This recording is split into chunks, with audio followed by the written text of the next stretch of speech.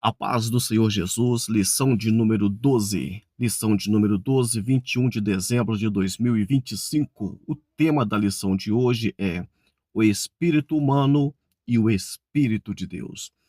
Então, algumas das vezes, isso pode trazer algum tipo de dúvidas sobre o espírito que existe em nós e o espírito de Deus em nós. E na lição de hoje, veremos que o Espírito de Deus atua juntamente com o nosso espírito e isso faz toda a diferença, veremos logo mais. O texto áureo diz assim: e o mesmo Espírito testifica com o nosso espírito que somos filhos de Deus. Romanos 8:16.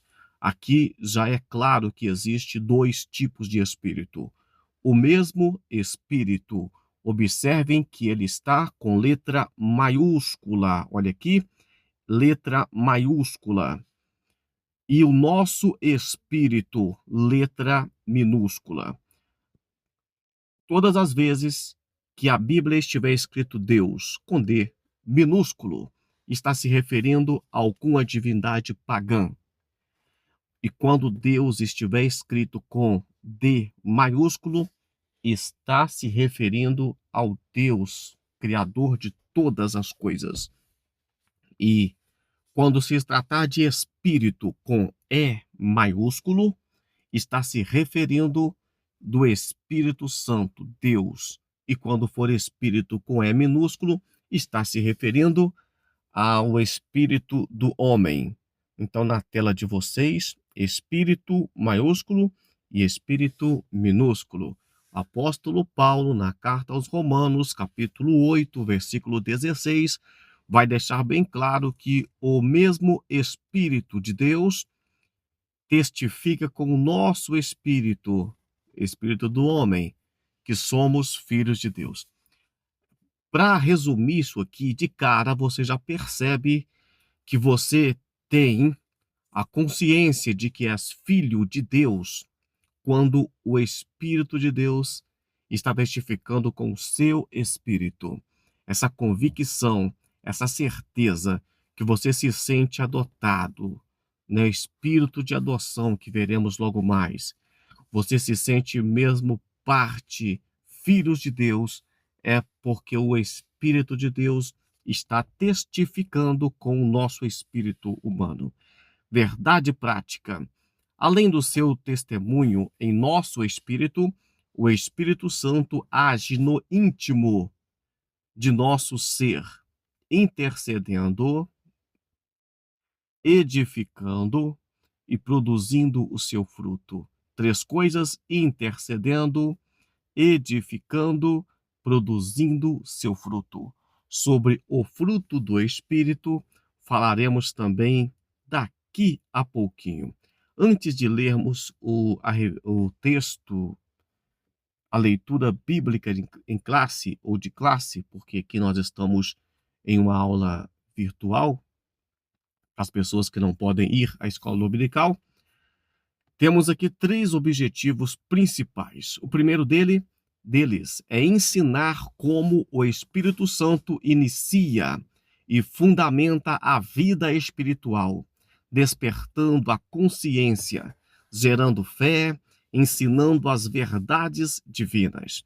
Então, veremos o Espírito Santo ensinando, pedagogo de Deus, né? Deus nos ensinando. Segundo, vamos mostrar como o Espírito Santo atua na comunicação com Deus e no auxílio ao crente, testificando a filiação divina, intercedendo ao seu favor. E o terceiro, vamos enfatizar como o Espírito Santo edifica o crente através da oração em línguas e produz as virtudes do fruto do Espírito, que representa o ápice da vida cristã. Essa questão aqui de línguas estranhas, é claro que para um público pentecostal, né? Mas, de qualquer forma, é evidente, do entendimento geral, que o Espírito Santo, mesmo para quem não fala em línguas, entende que o Espírito Santo é responsável também por essa questão aqui de produzir os frutos dos frutos do Espírito em nós. Vamos agora para a leitura bíblica em classe? Romanos capítulo 8, versículo 14. Porque todos os que são guiados pelo Espírito de Deus, esses são filhos de Deus. Porque não recebestes o espírito de escravidão, para, outra vez, estardes em temor, mas recebestes o espírito de adoção de filhos, pelo qual chamamos Abba Pai. Em outras palavras, papai. Então vemos aqui então o espírito de adoção. Fomos adotados por Deus. O 1 Coríntios capítulo 14, versículo 14 vai dizer: porque se eu orar em línguas estranhas, meu espírito ora bem, mas o meu entendimento fica sem fruto. Aqui mostra a diferença entre você orar em espírito, mas o seu intelecto não entender o que está acontecendo. Nós precisamos, já aprendemos no decorrer dessa lição toda, que o homem é espírito, alma e corpo. Então nós precisamos de preocupar tanto com o espírito quanto com a alma e com o corpo também. É perigoso quando você prioriza ou o espiritual e esquece do corpo, ou a alma e esquece do espírito. Nós precisamos para sermos pessoas completas, para sermos pessoas de fato plenas, nós precisamos de ter um corpo abençoado, sadio, curado, e uma alma também que glorifique a Deus e um espírito que comunique bem com Deus. Gálatas capítulo 5 é o último versículo da leitura bíblica em classe, vai dizer: mas o fruto do Espírito é amor, gozo, paz, longanimidade, benignidade, bondade, fé, mansidão, temperança. Contra essas coisas não existe lei. Temos aqui então o fruto do Espírito e você observa que algumas pessoas mal intencionadas, com pegadinhas, vai ficar: é o fruto ou os frutos? Porque aqui temos várias virtudes, né? Amor, gozo, paz, longanimidade, benignidade. Mas se tratando de Espírito Santo, é o fruto do Espírito. Mais uma vez, Espírito com E maiúsculo. Estou lembrando também, aqui nós temos 9 frutos. 9 frutos. Amor, gozo, paz, longanimidade, benignidade, bondade, fé, mansidão e temperança. Sabia que os dons espirituais também são 9? Isso aqui mostra que existe um equilíbrio entre frutos do Espírito e dons. Eu até sempre falo que se você tiver todos os dons espirituais, mas não tiver os frutos, você vai encaixar naquela palavra de Jesus que disse: não vos conheço. A pessoa vai falar assim: oh, Deus, no seu nome eu expulsei demônios, eu curei. Deus vai falar: não te conheço. Mas se você tiver os frutos do Espírito, ou o fruto do Espírito, né, com essas virtudes que eu falei, você pode não ter dons nenhum, ou não saber qual é o seu dom exatamente, mas a sua vida está salva, lavada, remida no sangue do Cordeiro. Os dons espirituais são palavra de sabedoria, palavra do conhecimento ou da ciência, fé, dons de curar, operação de milagres, profecia, discernimento de espírito, variedade de línguas e interpretação de línguas. Então, fruto do Espírito anda paralelo aos dons espirituais. Nossa introdução vai dizer o seguinte: nessa lição estudaremos alguns aspectos da obra do Espírito Santo. Quando o texto fala alguns aspectos da obra do Espírito Santo, é óbvio que não tem condição de resolver toda a situação aqui, mas eu preciso que alguns detalhes nós saiamos dessa aula entendendo Isso é interessante para o nosso crescimento espiritual. No tópico 1 e ponto 1, obra inicial do Espírito Santo. Começa aqui no tópico 1.1, consciência e fé. A ação do Espírito Santo começa em nossa consciência, despertando a da culpa pelo pecado e apontando a necessidade de perdão. É o Espírito Santo que mostra para nós que nós precisamos de perdão, de pedir perdão, de buscar ajuda, de pedir, de clamar pela misericórdia divina.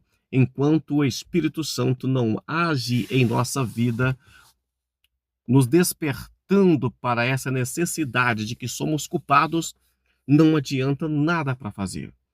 Não adianta o seu curso de teologia, a sua oratória perfeita, os seus recursos, nada disso vai trazer efeito se o Espírito Santo não tiver despertado esse interesse, essa culpa, essa necessidade da pessoa de buscar a Deus.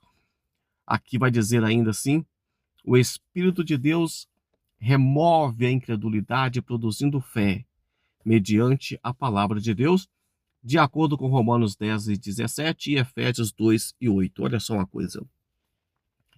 É difícil.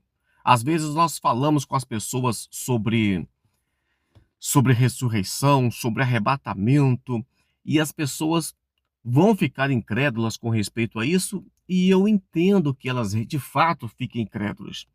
Se eu falo para alguém sobre o céu, sobre Jesus, sobre que Jesus ressuscitou e a pessoa não acredita, eu não julgo a pessoa, não a critico por isso. Eu simplesmente entendo que o Espírito Santo ainda não trabalhou naquela vida da forma que deve trabalhar, e eu fiz a minha parte de falar de Jesus para aquela pessoa.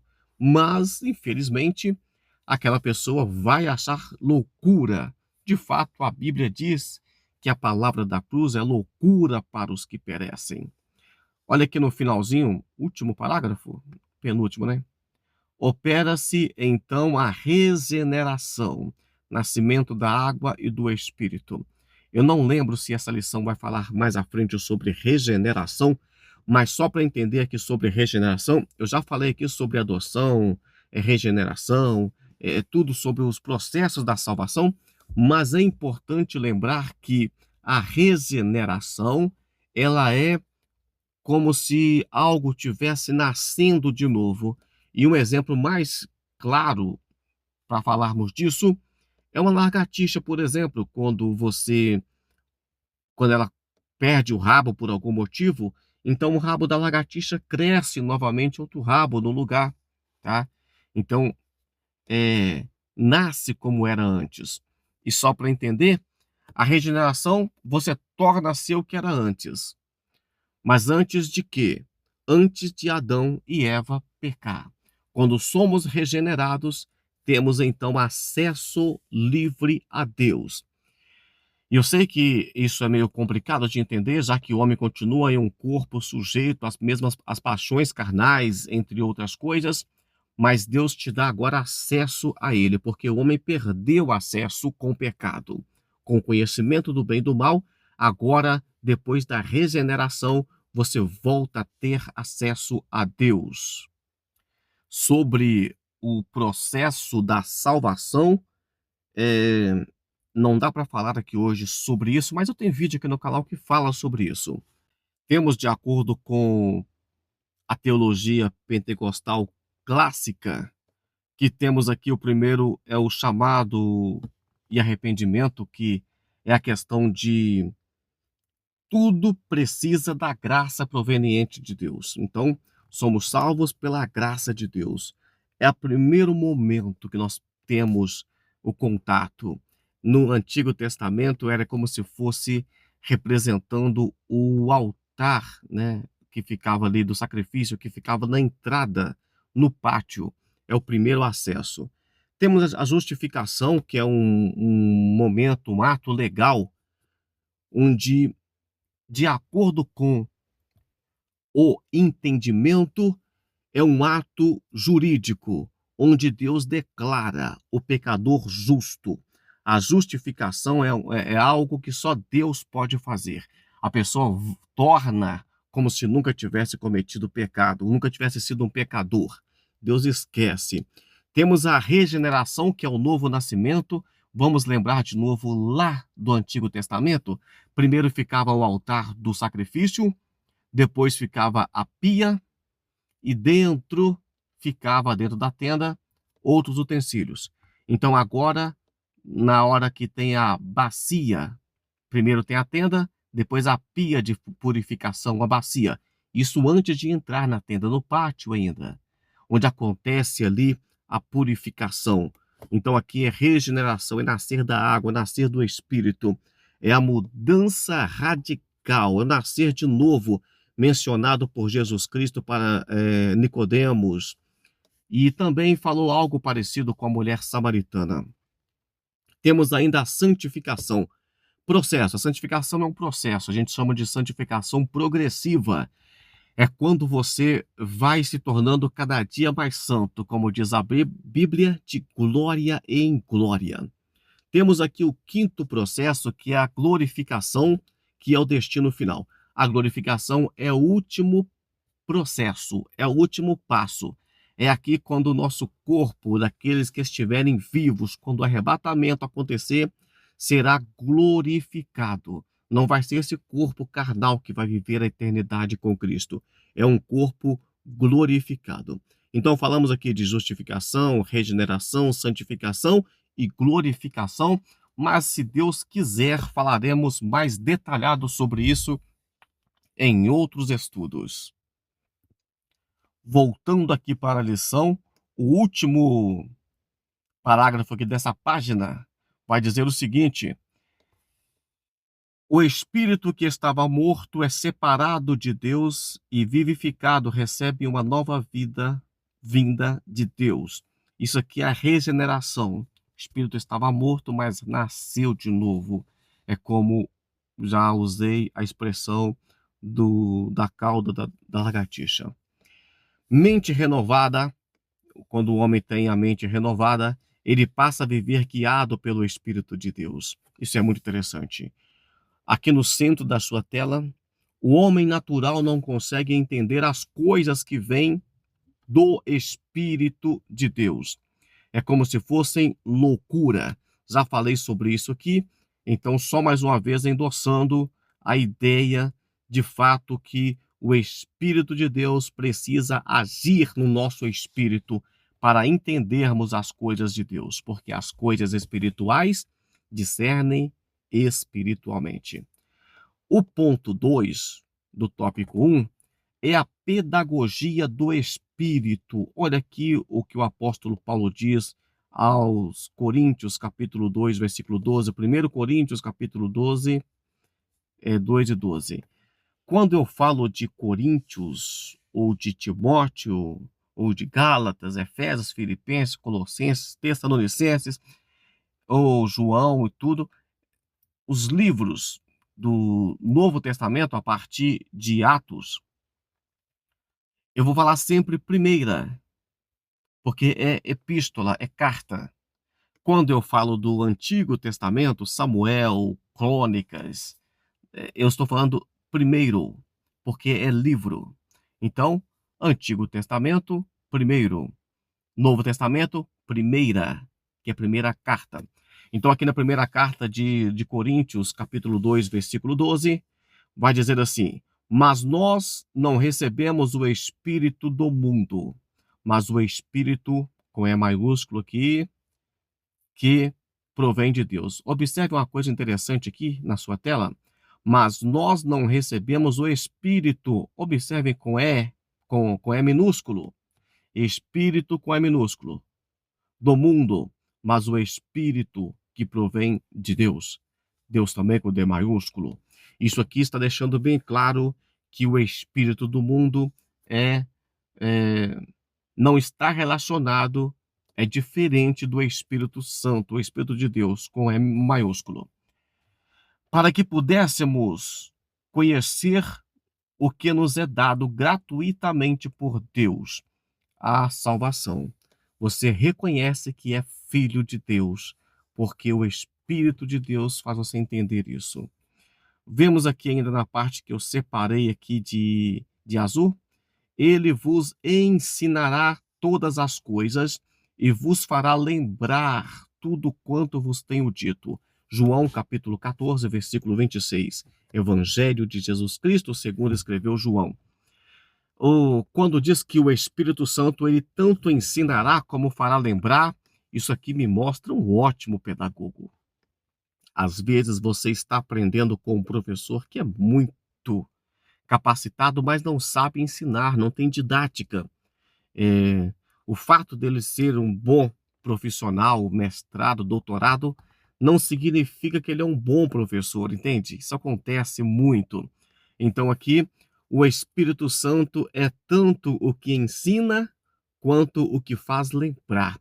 Quando você tem aquela aula e o professor te dá aquele exemplo que às vezes te assusta, né? Te deixa chocado, te dá um choque ali, e você sai lembrando daquela referência que ele usou, daquela comparação que ele usou. Ele falou mais rápido, ele falou mais devagar, ele fez um gesto, ele comparou com alguma coisa do dia a dia. É assim que o Espírito Santo trabalha. Ele é um ótimo professor. Ele tanto ensina como faz lembrar. Não podemos nos conformar com uma mente carnal que pensa conforme os padrões desse mundo. Depois que o Espírito Santo é dado para você, você começa a pensar diferente das coisas desse mundo.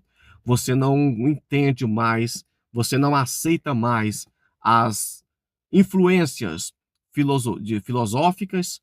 Filosofia não é algo ruim, filosofia é muito bom, mas existem algumas correntes filosóficas do mal.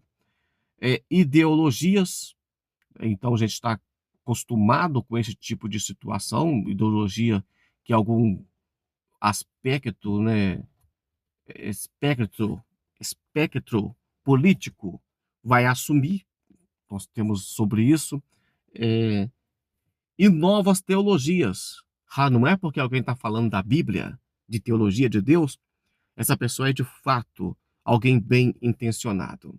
Vai utilizar, inclusive, as ideologias e a filosofia, vai tentar usar a Bíblia para dizer que pode invadir terra dos outros, entre outras coisas, tá bom?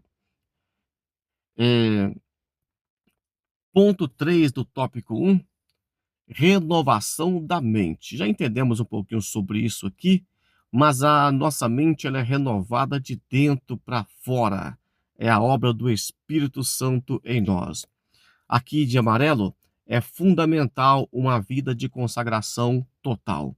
Como é que nós vamos ter uma mente renovada? Mente renovada é vivendo uma vida de consagração total.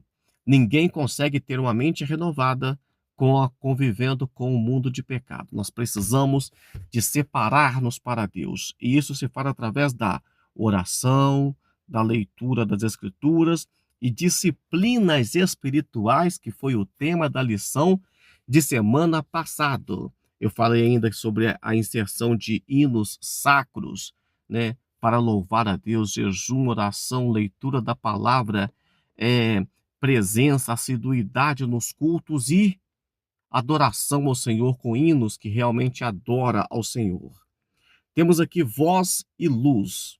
Nós já estamos aqui passamos do ponto 3 e 4. Curiosamente, esse tópico tem 4 pontos, mas lá na frente vai compensar, beleza? Voz e luz. Ilumina os olhos do nosso coração, de acordo com Efésios 1:18, e esses olhos são o centro da percepção espiritual. Então, a fé vem pelo ouvir a palavra de Deus. Você ouve a voz, mas ilumina os olhos. Quando fala de iluminar os olhos, está falando de visão espiritual. É que nós precisamos de buscar visão espiritual todos os dias. Quem tem visão espiritual não é confundido com as coisas do mundo. Sinopse 1. O Espírito Santo desperta a consciência gera fé e renova a mente, ensinando, guiando o crente para uma vida espiritual. Vamos lá? O Espírito Santo desperta a consciência. Foi o comecinho que nós falamos, que precisa de um despertar da necessidade de perdão, que você tem culpa, que você precisa de Deus. Gera fé. Então, ela que é o Espírito Santo que convence o homem do pecado. Renova a mente. Como é que ele renova a mente? Nos ensinando, nos guiando para uma vida espiritual. Vamos para o tópico 2.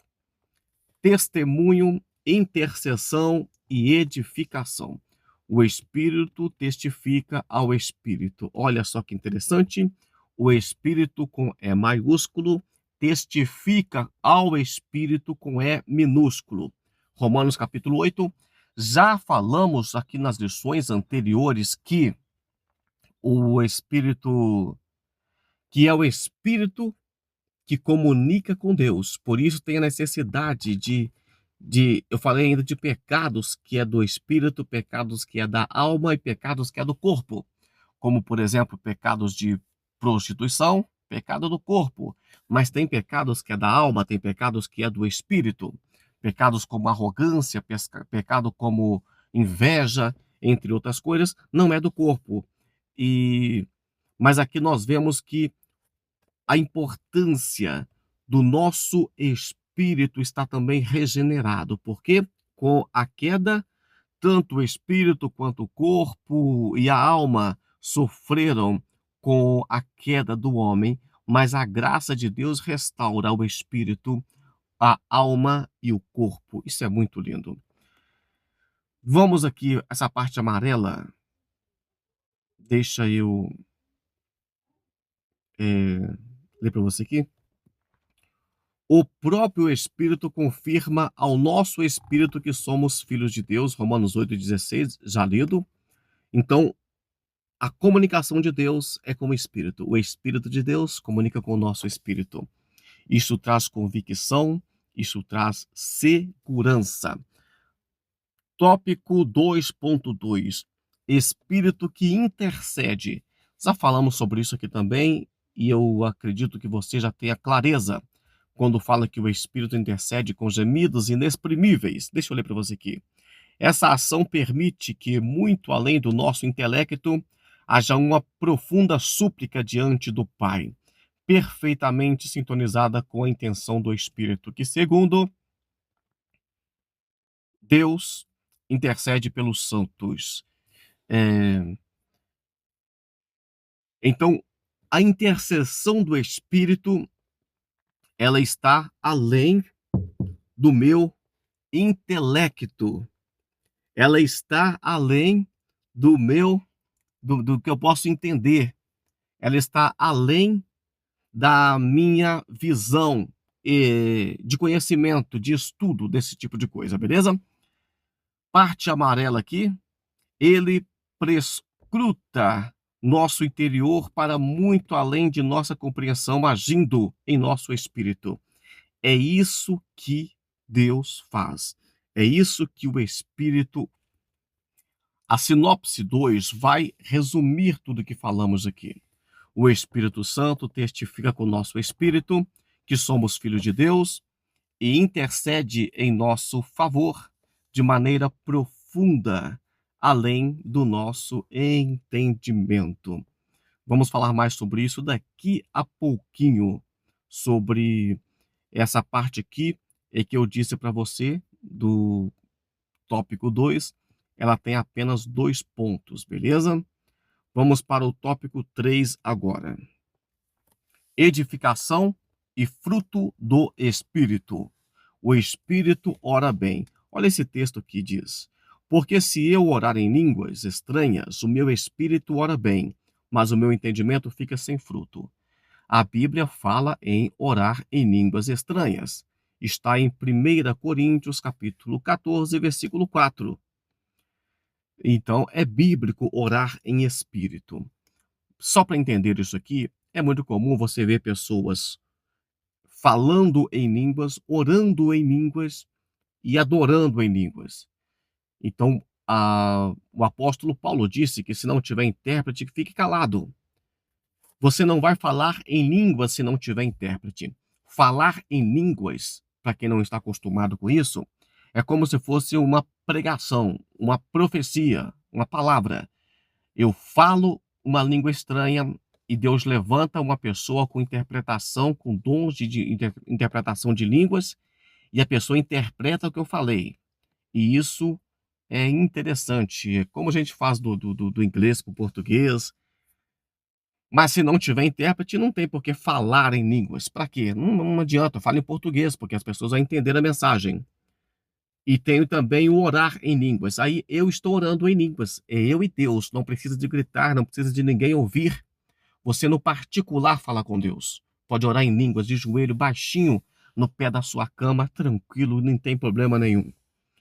E o adorar em língua. Tem pessoas que cantam em línguas, adoram o Senhor em línguas. Mas, de fato, o corpo físico, ele fica sem frutos quando nós estamos apenas fazendo o que é em línguas estranhas e não na nossa linguagem de português, por exemplo. Então, o estudo de teologia, ele pode não fortalecer tanto o seu espiritual, o seu espírito, né? Mas ele vai ajudar no seu intelecto, na sua alma e também no seu físico. As pessoas começam a andar diferente, falar diferente, pensar diferente quando começa a aprender alguma coisa. Sinopse 3. A oração em línguas edifica o espírito, e o Espírito Santo produz virtudes que representam o ápice da vida cristã, como amor, gozo, paz. O crente precisa de ter isso. Se o crente não ama, não sente felicidade, não sente paz, tem alguma coisa errada com o processo de salvação que ele teve. Conclusão: é Cristo quem proporciona essa profunda comunhão do espírito humano com o Espírito de Deus. Como Paulo afirma, o que se ajunta com o Senhor é um mesmo Espírito. A parte amarela aqui.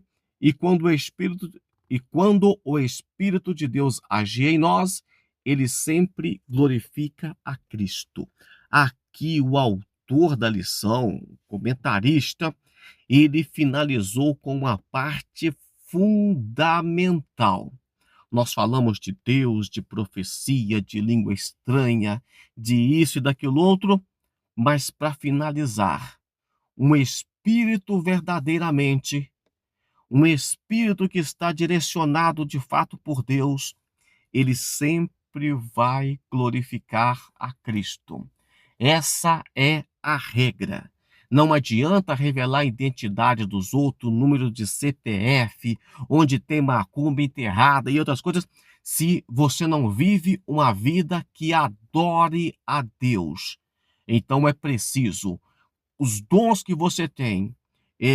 A pessoa tem dom que, sei lá, só um exemplo aqui, viu? Ressuscita morto.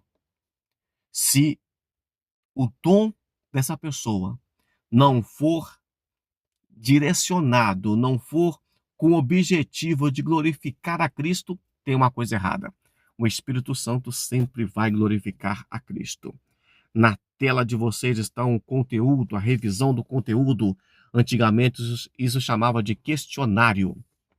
Vai perguntar aqui: como se dá a obra inicial do Espírito Santo em nós? O que é a pedagogia do Espírito? Como se dá o processo de intercessão do Espírito? Qual a importância da oração em línguas? E o que é viver e andar em Espírito? Dá um pause aí no seu vídeo e leia as perguntas e as respostas, porque elas estão, de certa forma, fixando o entendimento que tivemos na aula. Aproveite também, dá uma curtida no vídeo, deixe um comentário. A paz do Senhor Jesus e até a próxima, se Deus quiser.